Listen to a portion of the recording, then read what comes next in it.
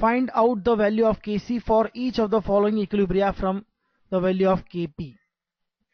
Kp की help से हमने Kc की वैल्यू फाइंड करना है यहां पर, और इक्विलिब्रिया है 2NOCl gas, 2NO gas, Cl2 gas. Kp का वैल्यू गिवन है 500 kelvin is the temperature. And similarly Kp और Kc की जो वैल्यूज है वह कुछ इस तरह से रिलेटेड होती है।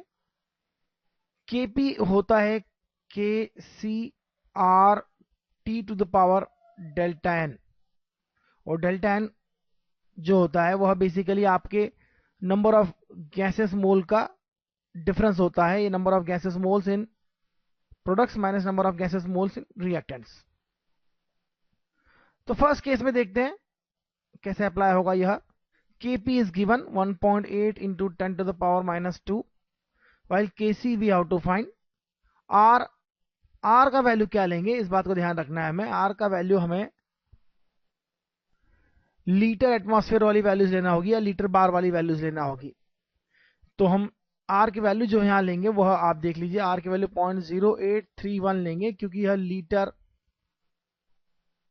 मोल इनवर्स केल्विन इनवर्स में है।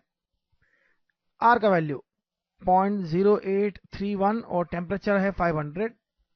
डेल्टा n का वैल्यू क्या होगा यह देखना बहुत जरूरी है। फर्स्ट केस में यहां गैसेस मोल्स हैं 1 2 3 गैसेस मोल प्रोडक्ट्स में है और रिएक्टेंट्स में 2 गैसेस मोल है, डिफरेंस इज 1, तो पावर हो जाएगा 1। सिंपल। किसी की वैल्यू कैलकुलेट करेंगे, हो जाएगा यह 1.8 into 10 to the power minus 2 divide by 0.0831 into 500। यह कितना होगा, यह होगा 4.3 into 10 to the power minus 4। यह Kc का वैल्यू हो जाएगा। सेकंड केस में Kc का वैल्यू इसी तरह से कैलकुलेट किया जाए। डेल्टा n की वैल्यू पहले पता कर लें कितनी है।